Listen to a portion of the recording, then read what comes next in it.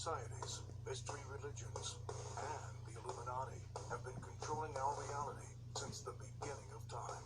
But not anymore, because there is an awakening happening, and you are about to become a part of it.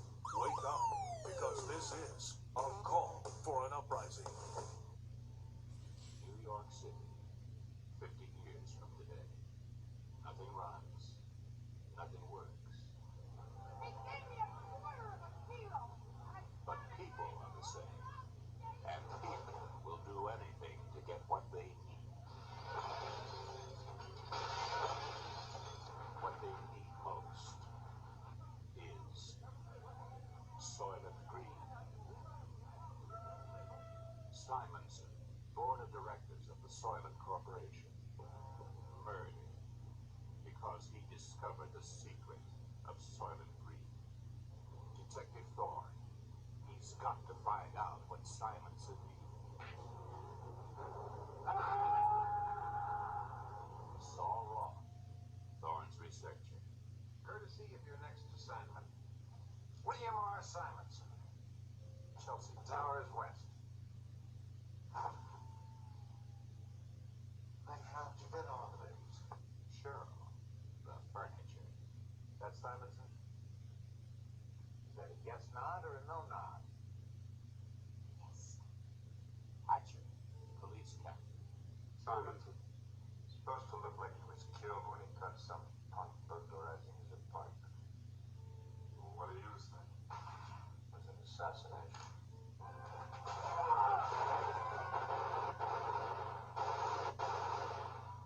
Tam Field, bodyguard. Why would you leave that door open?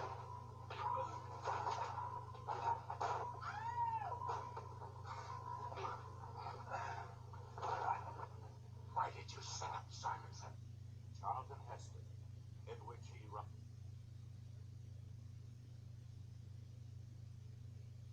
Secure your deal and head to your Hyundai dealer today, where new vehicles are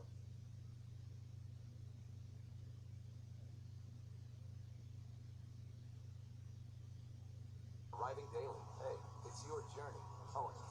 Get deal percent APR for 60 months on the Elantra or Sonata and make no payments for 90 days. Visit buyhyundai.com today.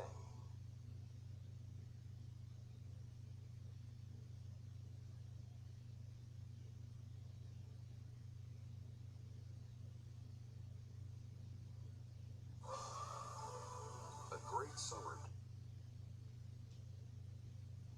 day is only complete with a great summer dinner. Cooked over grates. Beef.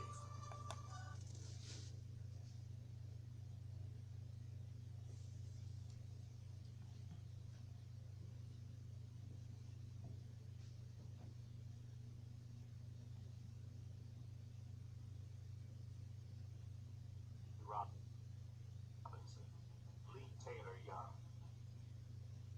Chuck Connors.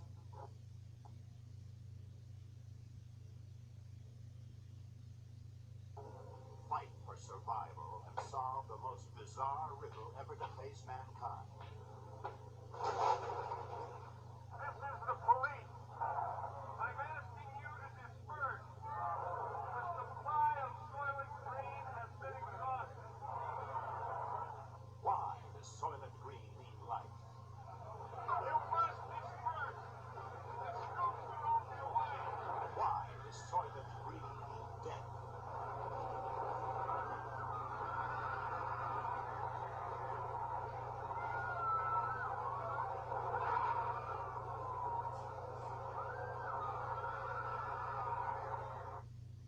Children, what is for dinner? How about a substance that replaces food, giving you all the calories and nutrients you need? What in the world is this all about? Jonathan Series live in Atlanta. Jonathan, what is it about? Good morning. Hi, Bill. It's called Soylent, and it was created by Rob Reinhardt, a Georgia Tech graduate who ultimately sees his product as a solution for world hunger. Because his product ships as a powder, it's easy to transport and can go for a long time before it starts spoiling. Reinhardt says because half of the world's food ends up going to waste, hunger on a global level is not really about lack of resources. Listen. Once we really turn this into an engineering and logistics problem, we can solve those. And we can, I really think that we can get the cost lower and lower, and to the point where no one would really have to worry about their supply for food, which would be a massive benefit to humanity. Now, to develop this product, Reinhardt went to an online crowdfunding site. His goal was to raise $100,000. Instead, within a month, he raised $800,000. So, Bill, obviously, a lot of people out there shared his dream. Is there a market for this in the U.S.? I mean, where have you found that? Yeah, Rob Reinhardt certainly thinks so. In fact, while we were producing this story, the Fox News team here in Atlanta actually tried Soylent. It tastes like a mildly sweet soy milk. Reinhardt likes to add vanilla to give it extra flavor, but foodies out there will point out it's no replacement for the enjoyment of a gourmet meal. Food is designed to feed the body, yes, but we have a tongue that has taste buds on it. So that means they're there for a reason. We should definitely enjoy all of the social and cultural aspects for food because it can be really fun. But most of the time, it's really not that memorable. And, most of the time, I can't really be bothered, and I'd just rather be doing something else. Reinhardt sees Soylent as a nutritious alternative to getting lunch from a drive-thru on a busy day, which many of us are guilty of, and an ideal product for single folks who don't have anyone to impress by spending hours in the kitchen. And Bill, looking back on my bachelor days back in the 90s, I lived on a lot of canned tuna and spaghetti. Bill? Salisbury steaks, nothing right there in the oven. Cost? How much is this? Yeah, right now the cost is about $2 per serving, and while that sounds very inexpensive to the average American, it's more than a lot of people in developing countries can afford, especially some poor countries where people are making an average of $30 a month. But Reinhardt believes that as he mass produces his product, he can get the price down, way down, to the point that it will be viable for shipment to all parts of the world. Bill? Hope it tastes good. There's that. Thank you, Jonathan. Jonathan Siri. This is a call for an uprising. Welcome to today's show. So what is the answer to the question? Well, most of you probably know, but if you're younger, you probably don't. And that is, what is Soylent Green? The answer is, it's people. Yes, people. Now, let me explain why I'm doing a video on Soylent Green, covering all this stuff with cannibalism, all the stuff going on. I feel like it's fitting. A lot of people were commenting yesterday on some of the videos I did about cannibalism and how it's becoming mainstream, mentioning Soylent Green. So I figure, why not, if you've never seen it or heard about it, discuss Soylent Green and the predictive programming that is the film. Now, the trailer is obviously old, and those trailers are a little bit less, what's the word I should use, descriptive of what the real plot or the meaning of the film is, but it is predictive programming at its best. The year is 2020, and we're approaching 2020. Global warming is at its finest. People are dying off by starvation, and the government is feeding them what is known as Soylent Green. As global warming's in full swing, even the rich people are forced to eat the crummy food they claim. The government hands out rations of Soylent products, which are flavorless cubes and loaves of soy, which is actually plankton, they claim. Plankton from the ocean, but it's really people. People eating people. And we see that going on now. Now listen to some of this predictive programming and the plot for Soylent Green. The 20th century's industrialization has led to overcrowding, pollution, and global warming. Now remember, this is from a 1966 novel, okay, entitled Make Room, which is about, that's what this movie Soylent Green is based on.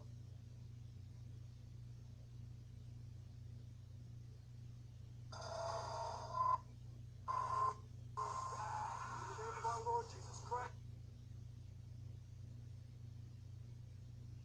I command you to hit your name.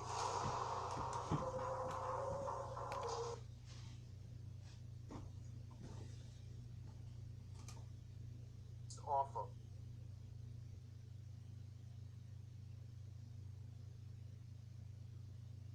Which came out in 1973. It is now 2018. And listen to how much of this stuff is actually running rampant around us. This wasn't a big deal in the 90s. Wasn't a big thing in the 80s. You're seeing this going on now, the nonstop obsession with global warming. So, pollution, overcrowding, global warming due to the greenhouse effect. In 2022, 40 million people live in New York City.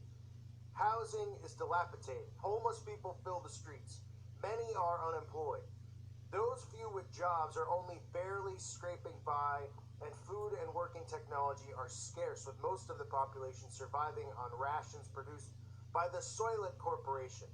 Their latest product is Soylent Green, a green wafer advertised to contain high-energy plankton from the world ocean, more notorious and palatable than its predecessors, red and yellow, but it is in short supply. The New York City Police Department, Detective Frank Thorne lives with his aged friend and police analyst Solomon Saul Roth. Roth remembers life before its current state and often waxes nostalgic. He is well educated and has a small library of reference materials to assist Thorne. While investigating the murder of a member of a wealthy elite family, Thorne questions a woman, a bodyguard who was escorting the guy who was killed, blah, blah, blah. Thorne gives Roth the classified Soylent oceanograph survey report he found in the apartment of the dead guy. Roth's research reveals that he was a member of the board of Soylent. Thorne tells his lieutenant, Hatcher, that he suspects an assassination. Nothing had been stolen from the apartment. Security was absent, and the perpetrator used a meat hook instead of a gun to make it look like he was killed in a burglary. Thorne, suspecting Fielding as one of the murderers, visits the guy's apartment and interrogates this woman, helping himself to a teaspoon of strawberry jam, later identified by Roth as too great a luxury for the bodyguard to afford. The woman reveals, and the man revealed, that the person became troubled in the days before his death. He questions the Catholic priest who visited. The priest fails to remember. And then they describe that he found out that this guy, who's elitist, found out that what was really in his product wasn't plankton, it was people. And you could see that they do what is this Soylent Green type, almost like Jack Kevorkian type suicide, where these people will go, have themselves exterminated, right? They'll play some music. I guess they take some type of sleeping pill where they die in 20 minutes. The body is then decomposed and put inside of these wafers. So the people are living off of one another, off of eating each other. Remember how I talked about that story the other day with Hawking? Now you're saying, oh, we would solve starvation. This is what the global elites have in mind. And they're already doing it. And that's 100% true. So many people have messaged me since then saying, well, they're already doing it. Well, I'm aware they're already doing it. I'm aware that they put stuff in our food. I mean, I talk about it night and day. They've been Soylent Greening us and putting human parts in food. There's no doubt about that. There's no doubt when you go to a fast food chain that you're getting some type of human burger, at least a part of a human in that burger. It sounds sick to say, but who do you think regulates this stuff? They do. They want us all to live like them. How do you think these diseases and stuff continue to rise? Okay? It is known that Kuru and all these things lead to Alzheimer's and Parkinson's disease, and it's all from eating and, and taking in human flesh, human brains, and all this disgusting stuff that these people do, and they believe it. It's cannibalism. It's cannibalistic society. So, as the story goes on, the guy goes to take his assisted suicide. He rushes to stop him, Charlton Heston's character. He's mesmerized by the process, the visual and musical montage. They show forests, wild animals, rivers, all this stuff. Before dying, he tells Thorne his discovery and begs him to expose the truth. So the guy pretty much, was ready to end his life. He found out that people were eating people and all this. And then Heston's character goes to the factory. He finds out that all they're putting in these wafers is the remains of human bodies. Right? And the movie ends where he talks about all of this stuff and how, global warming, all this stuff's a farce, pretty much how they created all of this stuff for this. And that's what we're seeing going on, because global warming is a farce. Right? And we know they're chemtrailing, we know they do all this ridiculous crap to us day and night. But look in 2020, or we're 2018, right? I think it's in 2020 or 2022 maybe, where this film is supposed to take place. How close are we to Agenda 2030? I mean, really. We're getting closer by the second. They are depopulating the world as it is with disease and disease and disease, spreading of the diseases. And Soylent Green becomes reality. Because remember, all of these films are predictive programming. If you haven't seen the film, check it out. I mean, it's not a great film, but it's just more predictive programming. This stuff has been shown to us. It's been beaten into our heads. You know, it's not just now. I know there's people who are older who listen to this channel and say, oh, well, it is way worse now. But it's been going on. Soylent Green, you're talking about, 1973. Predictive programming has been going on since they started making movies.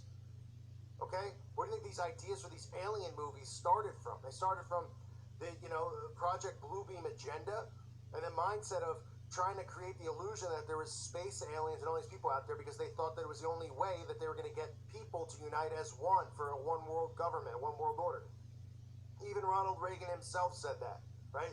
Perhaps the only way we would ever become a new world order, a one world, where everybody gets along as if we were attacked by an outside force. And that's why that predictive programming has been going on forever. This stupid alien crap that people get obsessed with. So, Soylent Green is people, folks. And this is the plan. But this is already going on. It's not going to have to be, well, you go to the grocery store and you're going to buy, a human liver and eat it for dinner. They're already putting this stuff in our food, making us all sick. And people say, well, the only way to go is to go vegan, grow your own food and all that stuff. Well, it's easier said than done for a lot of people out there. A lot of people out working all day, all night, just to, pay rent. I mean, we are enslaved, folks. And, people go, well, that's not true. We're not. You don't understand. Your mind is living in something that doesn't exist. Because this whole matrix is false. It's a mirage. This daily 9 to 5, it's all part of the mirage. We are enslaved to them. You just don't realize you're roaming free without shackles on your legs. But you're being monitored fully around the clock. You're being dumped. You might as well be in a mental institution, taking pills 24/7, making yourself tired and sick and depressed. That's what they're doing us with the food, with the chemtrailing, with the messages that they keep sending us, the fear. So it's all going on right now. Soylent Green, folks, is people. I thought I'd make you aware. I thank you for listening to today's show. God bless all of you and your families.